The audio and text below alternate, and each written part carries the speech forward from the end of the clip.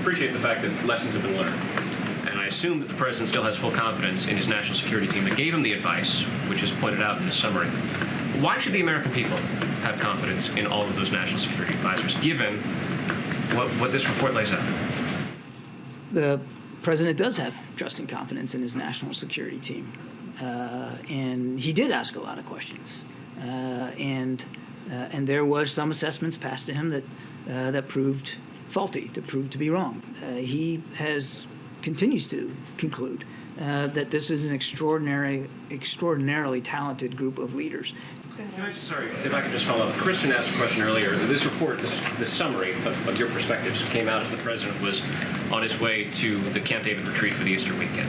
When should we anticipate an opportunity for the President to stand for our questions about the findings and stuff?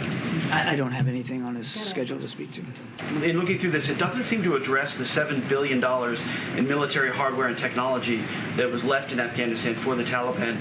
You know, the President took office in January. The withdrawal happened in August. Does the President take responsibility for leaving all or some of that? You know who was responsible for that equipment? The Afghans. Because you know why? It was their equipment.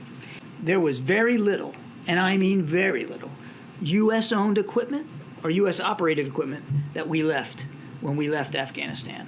I'm talking like some forklifts at the airport and some ladder vehicles, some fire trucks that we were using at the airport. Outside of that airport, the stuff that's at Bagram or you pick the base in Afghanistan was all turned over in according with a very elaborate, deliberate, retrograde plan that the U.S. military put in place to turn over all that stuff to the Afghan military. And the Afghan military, as I said in my opening statement, decided they weren't going to fight for their country, that they were just going to leave it behind. So it is the Afghans who were responsible for the turnover of all that equipment. Corinne, any update on the debt limit talks? Are there any plans underway? And I know we asked you this. I know.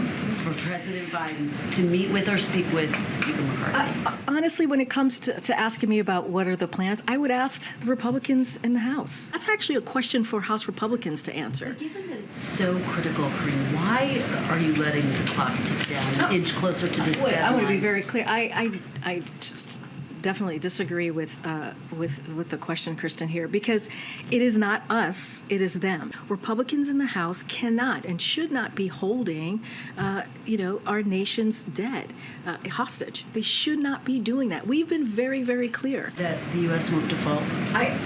That is for House Republicans to answer. That truly is for them to deal with this situation that we have said. Again, it is their responsibility, their constitutional responsibility. I can't say that enough. This should be done without negotiations. This should be done without conditions. Plan reportedly coming together with the Problem Solvers Caucus on some sort of strategy to raise the debt ceiling. Is the White House involved in those talks at all? And are you open to those sorts of plans, or do you need a budget from McCarthy's So we haven't. Republicans?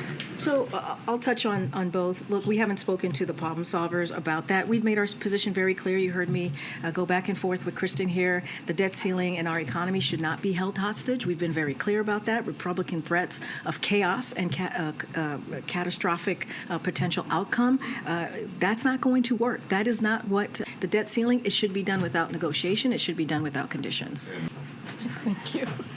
All right. Thank you so much, Admiral. It's over an hour. Okay.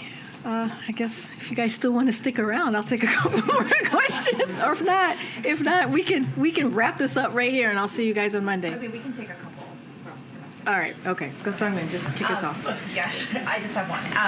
There was a report. Sungmin's like, yes, I have a question, so we can take a couple questions. Well, there's a report in You got this Ireland trip next week. Oh boy. How does The dramatics. How does a Biden trip to Ireland help counter China or end the war in Ukraine? So let me just say a couple of things. The president is certainly looking forward to taking this trip to Northern Ireland and also the UK. He'll be heading out on Tuesday. We certainly will have more to share on this